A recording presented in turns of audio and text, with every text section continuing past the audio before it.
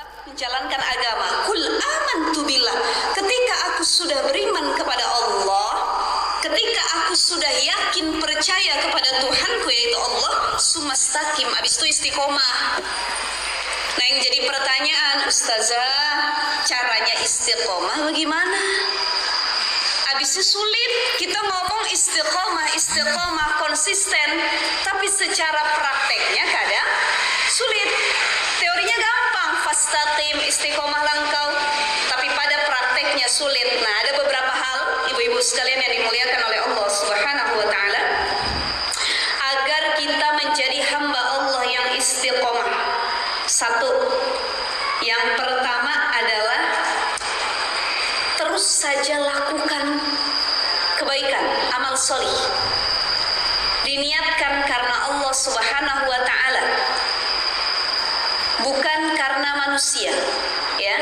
Jadi goyahnya tujuannya tuh Allah, bukan lagi manusia. Kita sedekah, kenapa nggak istiqomah? Karena niatnya ria, pengen dipuji sama manusia. Saya mah di majelis ta'lim dilihat ibu-ibu yang lain saya keluarin duit 100.000. Ya, giliran nggak ada orang saya minta sama panitia, tolong dong kembaliin 99.500 gitu ya. Kenapa? Karena tujuan sedekahnya bukan lagi karena Allah, lebih kepada pujian manusia, lebih kepada ria, mengharap sanjungan dari makhluk yang lainnya. Nah, ini sulit. Maka ketika kita beramal, berbuat baik, cukup diniatkan lillahi ta'ala, itu cara agar kita istiqomah. Satu. Yang kedua, orang yang istiqomah biasanya dimulai dari orang yang memperbaiki sholatnya. Jadi orang yang hidupnya lebih sejahtera adalah orang yang sholatnya lebih baik, khusyuknya lebih ditingkatkan. Ini orang-orang yang istiqomah. Maka untuk menjadi manusia yang istiqomah, dia harus khusyuk dulu dalam sholat. Jadi khusyuk ini ada dua, ada khusyuk batin, ada khusyuk zahir. Ya, kalau khusyuk batin itu hatinya yang benar-benar ketika sholat terpaut kepada Allah, nggak mikirin yang lainnya. Ibu, saya lupa tadi kita belum baca Fatihah ya. Untuk pengarang kita Riyadhus Shalihin ya, kita baca Fatihah dulu biar dapat keberkahan dari pengarang mu'alif kitabnya. Kita doain mudah-mudahan ilmunya manfaat buat kita juga. Ala hadhihi niyya wa ala kulli niyatin shalih khususan mu'aliful kitab. Ya. Al-Imam Hafidz Al-Fatihah bisa Zakaria Muhyiddin Yahya An-Nawawi. Syai'unillahi lahum Al-Fatihah. A'udzu billahi minasyaitonir rajim. Bismillahirrahmanirrahim. Alhamdulillahi rabbil alamin. Arrahmanir rahim. Maliki yaumiddin. Iyyaka na'budu wa iyyaka nasta'in. Ihdinas siratal mustaqim. Siratal ladzina an'amta 'alaihim ghairil maghdubi 'alaihim waladdallin. Rabbana ighfir lana wa liwalidayna. Ya, baik, kita lanjutkan ya. Nah, jadi yang pertama tadi niatkan karena Allah, yang kedua adalah perbaiki sholat, tingkatkan khusyuan, baik khusyuk secara zahir maupun khusyuk secara batin. Khusyuk secara batin itu adalah ketika hati dan pikiran kita benar-benar tersambung, connect kepada Allah. Kita merasakan bahwa sholat yang sedang kita lakukan adalah sebagai media komunikasi kita, lagi ngobrol, lagi curhat, lagi bertatap muka, tawajuh sama Allah. Jadi seolah-olah kita ngelihat Allah dalam sholat kita, seolah-olah kita lagi ngobrol. Ya Allah, iyyaka na'budu wa iyyaka nasta'in, ihdinas siratal mustaqim, tunjuki saya jalan yang lurus ya Allah, hanya kepadamu kami menyembah, hanya kepadamu kami mohon pertolongan. Susah tuh menghadirkan hati ketika sholat, susah apa enggak? Karena kadang-kadang hati sama pikiran kita itu badannya fisiknya sholat, tapi hati sama pikirannya kemana-mana. Ya, Allahu Akbar. Kunci motor udah 5 hari hilang tuh, nggak ketahuan di mana. Tapi ketika lagi sholat, ingat, oh iya di atas meja tuh. Ya, dari tadi nyari duit nggak ketemu-temu, di mana ditaruhnya? Di tas yang warna apa? Begitu sholat ingat. Kenapa? Hati kita masih fokus ke hal duniawi. Makanya yang perlu dilakukan khusyuk dalam sholat adalah khusyuk batin. Bagaimana hati kita itu terkonek kepada Allah, benar-benar lagi ngobrol, benar-benar lagi curhat, benar-benar lagi ibadah, benar-benar lagi menyerahkan diri sepenuhnya. Dan orang yang biasanya lebih mudah untuk khusyuk dalam sholat adalah orang yang menganggap itu sholat terakhirnya. Kalau kita apa? Pas mau sholat, entah dulu zuhurnya belakangan aja dah, dekat-dekat asar, ntar juga dikit lagi asar. Iya, kalau nyampe usia kita ke asar gitu ya. Yang asar dekat-dekat maghrib, nanti aja sekalian dekat-dekat maghrib. Iya, kalau usianya nyampe ke maghrib, maka para ulama mengatakan ketika kita sedang sholat, fahami dan yakini bisa jadi ini sholat terakhir kita. Contoh, ibu takbir Allahu Akbar, baca rukun sholat tuh Al-Fatihah, Alhamdulillahirabbil alamin, Ar-Rahmanir Rahim, Maliki yaumiddin, ya sampai akhir ya, surat pendek. Bayangkan kalau usia kita cuman sampai bisa baca surat pendek doang, nggak nyampe ke ruku. Allahu Akbar, rupanya sampai ke ruku. Makin khusyuk lagi, makin syukur lagi sama Allah. Ketika ruku, subhana rabbiyal azimi wa bihamdi. Kita bayangin, ya Allah, nyampe nggak nih ke itidal ya? Sami Allahu liman hamidah, nyampe usia kita. Jadi bayangin kalau gerakan sholat yang lagi kita lakukan itu adalah gerakan terakhir sebelum kita pindah ke gerakan yang lainnya. Itu kata para ulama. Ya, bahkan kata Imam Abu Hatim Al-Asmi, apa beliau katakan? Kata Imam Abu Hatim begini, kalau sholat kita pengen khusyuk, karena susah, sholat khusyuk itu susah, bener. Jangankan ibu-ibu, saya pun begitu. Mau itu ulama besar, ustadz, kiai, yang lain-lain, bahkan sekelas para sahabat, sampai mantunya Nabi Sayyidina Ali bin Abi Thalib itu pernah diuji sama Nabi, khusyuk apa enggak sholat nih? Karena yang benar-benar bisa khusyuk itu cuma Rasul. Kita mungkin bisa, tapi tidak sekhusyuk Rasul. Susah khusyuk untuk sholat, tapi paling tidak mendekati kekhusyuan. Itu yang bisa kita lakukan. Kata Imam Abu Hatim Al-Asam begini, kalau kita pengen khusyuk dalam sholat, bayangkan ketika kita lagi sholat, itu seolah-olah kita lagi sholatnya di Masjidil Haram, depan Ka'bah langsung, depan kiblat langsung. Beda nggak vibes-nya bu, suasananya? Kalau kita nih sholat subuh, datang depan Ka'bah langsung, Masya Allah, kok hati tenang, rasanya lagi healing rohani ya bu ya. Tenang hati rasanya depan orang tua, habis itu kumpul semua, dengar suara imamnya, dengar suara Bilalnya, Masya Allah, kok adem ya Allah. Tuh bayangin. Kemudian kata Imam Abu Hatim, bayangkan di sebelah kanan engkau adalah surga. Ya Allah, indah benar surga sebelah kanan nih, Masya Allah, tabarakallah. Di sebelah kiri kita neraka, ya Allah, ngeri benar neraka sama isi-isinya. Jadi nggak asal-asalan kita sholat. Dan bayangkan di belakang kita itu lagi nungguin malaikat Israel, malakul maut. Kalau gitu kita nggak semena-mena sholatnya ya, bahkan lebih khusyuk dan lebih memperbaiki lagi, baik dalam bacaannya, dalam gerakannya, ataupun dalam hal-hal lainnya gitu ya ibu-ibu sekalian. Jadi itu menurut para ulama cara-cara khusyuk dalam sholat. Maka untuk istiqomah khusyuk dulu, baik secara batin maupun zohir. Tadi kalau batinnya hati dan pikiran kita terkonek sama Allah, kalau zohirnya gerakan dan ucapannya benar-benar lillahi ta'ala, benar-benar kelihatan dia tuh khusyuk. Coba deh ibu-ibu lihat, ada orang sholat yang dia begini, Allahu Akbar, Allahu Akbar. Ini kita kadang-kadang udah menghakimi gini, enggak khusyuk dia nih, kayak cacing kepanasan sholatnya, Allahu Akbar, Allahu Akbar, Allahu Akbar. Bisa jadi begitu juga. Tapi ada orang yang ketika takbir aja dia hayatin Allah. Bukan cuma dia dia hayati gerakan takbir itu, tapi makna takbir Allahu Akbar dihayati. Nah ini bolehlah disebut khusyuk secara zohir, karena dia berusaha untuk khusyuk secara zahir, walaupun batinnya nggak semudah itu untuk khusyuk, ya. Jadi itu ibu-ibu sekalian yang dimuliakan oleh Allah, khusyuk dalam sholat. Kemudian lagi mencari circle pergaulan, kawan, teman, lingkungan, sahabat yang membuat kita lebih istiqomah. Kita mau sholat malam, kadang-kadang males, kenapa? Nggak ada temennya.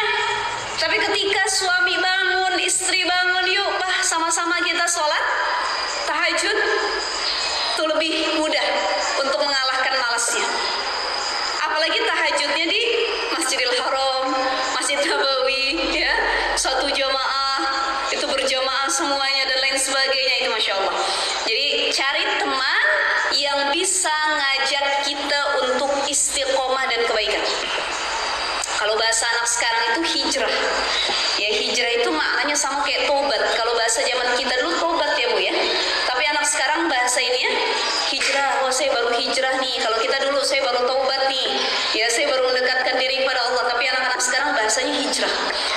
Nah, gimana biar istiqomah berhijrah? Cari kawan yang bisa memotivasi kita untuk konsisten melakukan hijrah tersebut. Karena hijrah itu bukan hanya sekedar simbol. Hijrah itu bukan hanya fokus di pakaian. Bukan hanya simbol-simbol agama, tapi bagaimana juga perbuatan. Ada beberapa orang yang hijrah, setelah hijrah dia menutup aurat, setelah hijrah dia gemar menyuarakan simbol-simbol agama, tapi ketika lagi futur, imannya lagi lemah, auratnya dia buka lagi, jilbabnya dia lepas lagi, ya, gara-gara dia merasa lagi tekanan batin, mentalnya tidak sehat, kawannya tidak peduli, dia kembali lagi. Nah, maka yang harus diistiqomahkan adalah keduanya, baik simbol, pakaian maupun hatinya. Nah, ini ketika hijrah yang harus dibarengi seperti itu ya. Nah, ini tadi pesan Rasul apa? Qul amantu billah summas taqim. Aku beriman kepada Allah, kemudian istiqomah. Kemudian apalagi kiat-kiat untuk istiqomah? Imam Al-Ghazali pernah ngomong kayak ini. Orang yang dikatakan memiliki potensi atau sikap istiqomah, ketika orang tersebut atau hamba tersebut melakukan pekerjaan atau ibadah itu minimal 3 kali secara berturut-turut. Contoh, ibu-ibu mau tahajud nih, 3 malam ibu-ibu berturut-turut tahajud, itu kesananya lebih mudah untuk istiqomah. Tapi malam ini tahajud, besok malam males bener dah, kencing aja deh bangun malam, gak usah tahajud gitu ya, bolong, besokan bolong lagi, baru tahajud 2 bulan kemudian, itu sulit untuk istiqomah.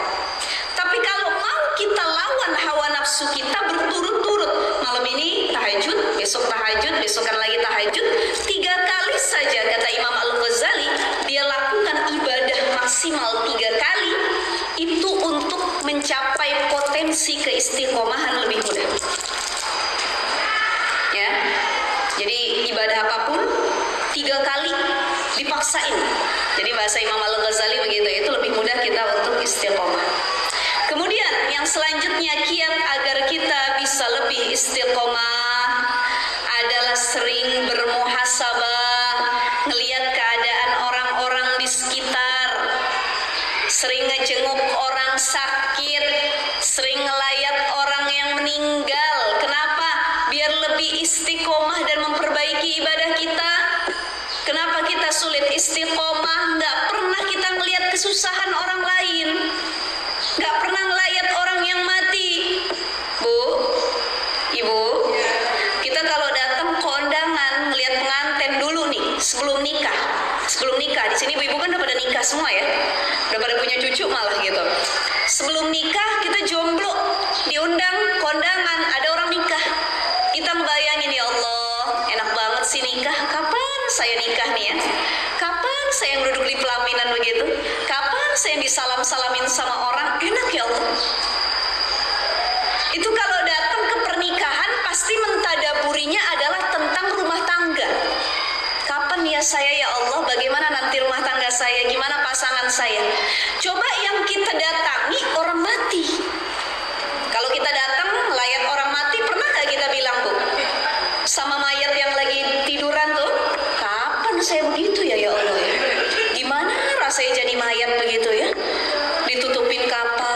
dimandiin, dibacain Yasin. Begitu melihat keluarga kita atau sahabat saudara kita yang dikubur, itu kita tadaburin lagi, ya Allah, kalau saya nanti dikubur gitu gimana rasanya ya? Apa yang dirasain sama mayit-mayit di dalam kubur? Temennya siapa? Modelnya bagaimana ya Allah? Tuh.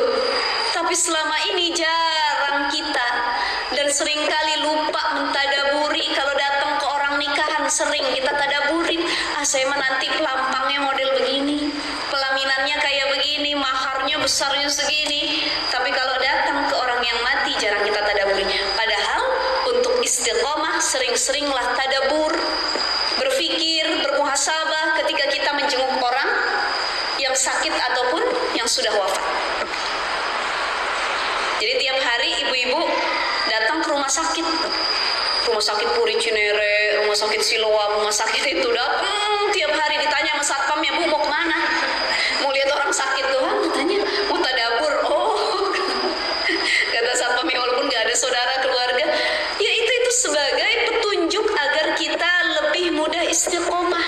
Jadi sering lihat orang sakit, sering lihat orang yang meninggal, sering melihat orang yang terkena bencana, musibah, melihat bagaimana penderitaan orang lain, itu menjadi solusi agar kita lebih mudah istiqomah dalam amal salih dan kebaikan.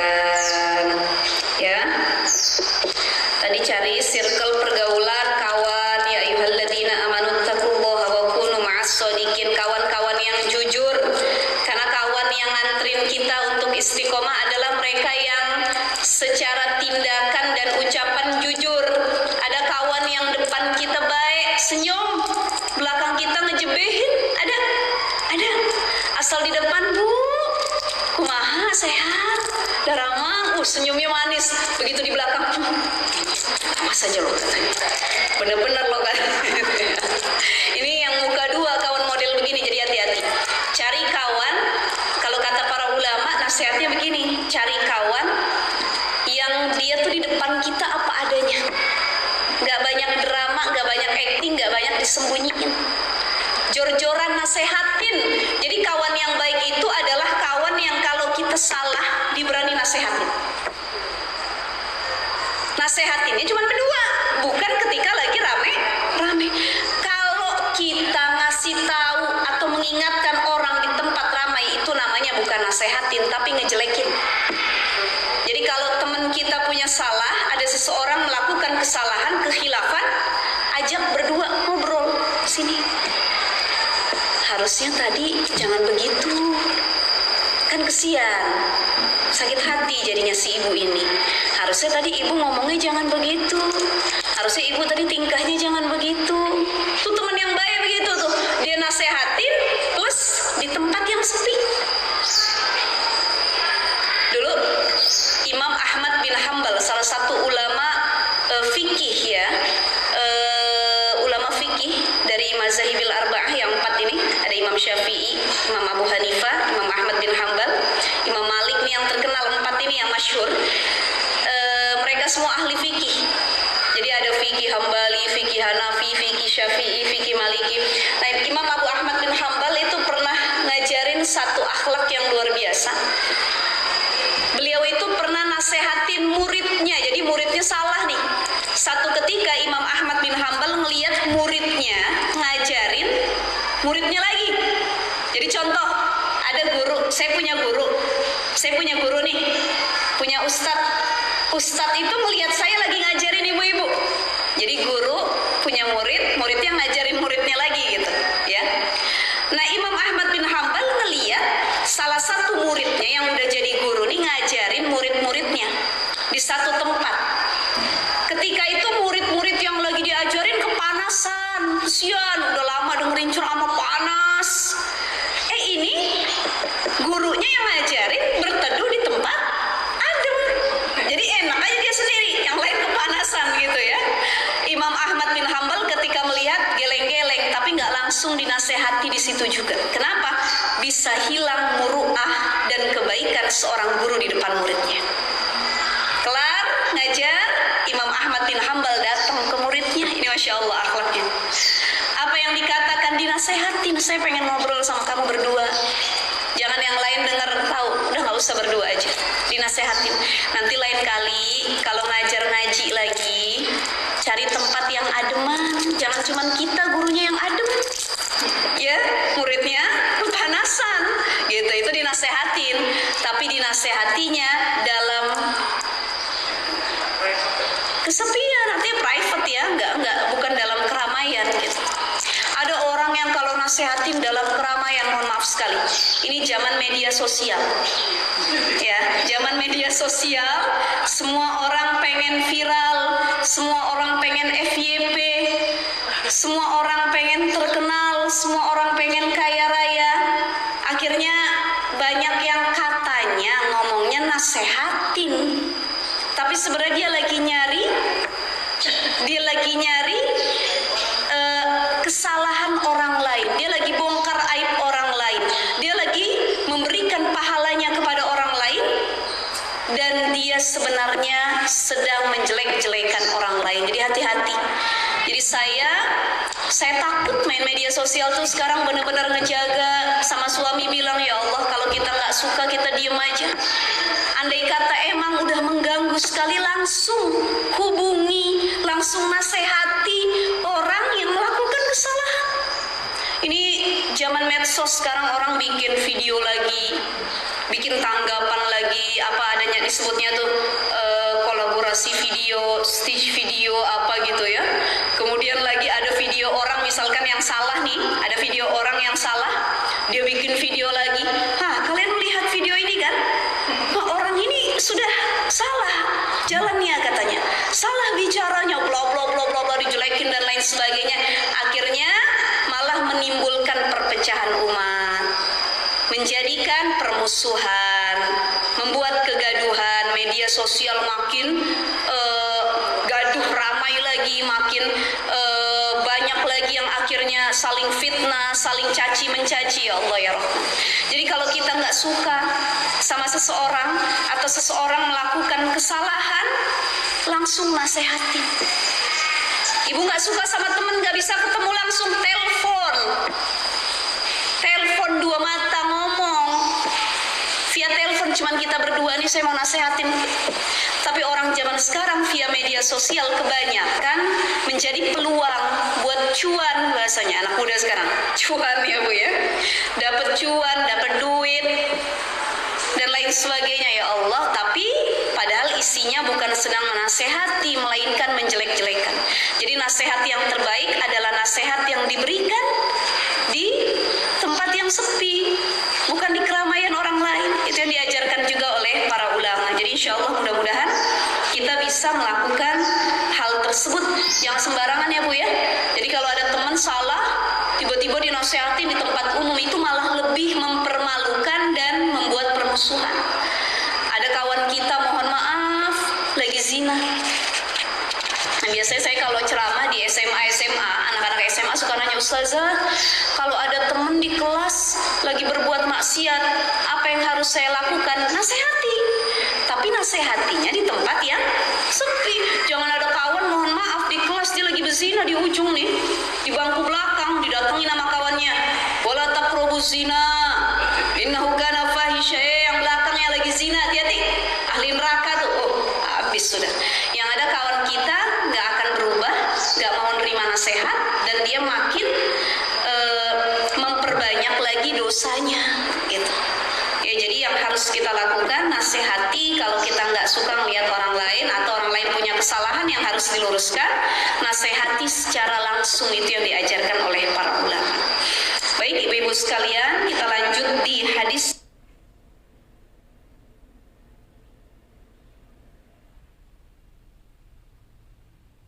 lain atau orang lain punya kesalahan yang harus diluruskan, nasihati secara langsung. Itu yang diajarkan oleh para ulama. Baik ibu-ibu sekalian, kita lanjut di hadis yang berkata, wala anta ya Rasulullah, apakah itu juga berlaku untukmu hai Rasul? Wala, berkata Nabi, wala ana, iya, itu juga berlaku buat saya gitu. Ya, jadi bukan cuma buat kalian semua, yang gak akan selamat dengan amalnya, tapi saya juga gak akan selamat dengan amal saya. Rasul melanjutkan, illa ayatadhammadanillahu birahmatin minhu wa fadlin, kecuali yang menyelamatkan saya itu illa ayat